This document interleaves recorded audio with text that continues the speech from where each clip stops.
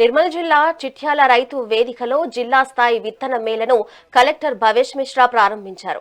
El Niño ముప్పు నేపథ్యంలో వర్షపాతం తగ్గే అవకాశం ఉన్నందున రైతులు సాంప్రదాయ సాగును వీడనాడి పంట మార్పిడి చేపట్టాలని సూచించారు. తక్కువ నీటితో పండే ఆరుతడి ఉద్యానవన పంటలతో పాటు ఆయిల్ ఫామ్ సాగుపై రైతులు ప్రత్యేక దృష్టి పెట్టాలని కోరారు. భూసారాన్ని కాపాడేందుకు నేల పరీక్షల ఆధారంగానే ఎరువులు వాడాలన్నారు. నానో యూరియా వినియోగం పెంచాలని పిలుపునిచ్చారు.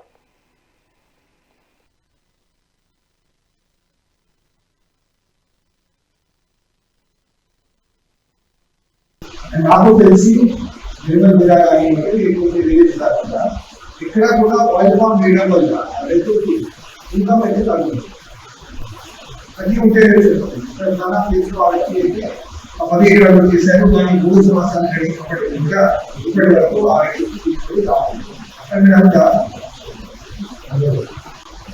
అక్కడ చేసేటప్పుడు మాట్లాడుతున్నప్పుడు ఒక టైంకి ఆయిల్ ఫామ్కి మీకు 14,000 వస్తుంది అని మీరు చెప్పేవాళ్ళు. ఇప్పుడు ఆ సంఖ్య ఎంత అయిపోయింది? ఒక 20 కంటే 4 సంవత్సరాలలోనే దాదాపు ఒక 50% తగ్గింది. ఇంకొకటి కొంతమంది రైతులకి సమస్య ఎట్లా వస్తుంది అంటే సార్ మేము ఎక్కువ ఉత్పత్తి చేస్తే మార్కెట్ రేట్ తగ్గిపోతుంది అని కూడా అవ్వాలి. ఉదాహరణకి ఈ సమస్య యాసంగిలో మొక్కజొన్న చాలా చేశారు, చాలా ఎక్కువ పండించడం జరిగింది. దానిలో ఏమైంది? మార్కెట్ రేట్ ఎంత ఉంది? మార్కెట్ మొక్కజొన్న ఎంతమంది చేశారు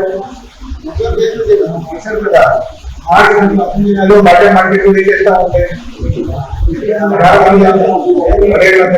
కదా. ఇంకా ఎక్కువ మంది చేసి ఉంటే 15,000 రూపాయలు, ఇంకా ఎక్కువ మంది చేసి ఉంటే వెయ్యి కూడా మీరు ఆపరేషన్ నాకు కూడా అడగలుగుతుంది. సార్ వెయ్యి రూపాయల రేట్ పడిపోతే ఆల్ఫామ్ ఎందుకు పడదు? ఎందుకు? దాంట్లో మెయిన్ ప్రధానమైన సమస్య ఏంటి? భారతదేశంలో మనకి కావాల్సిన అటువంటి ఆయిల్ లో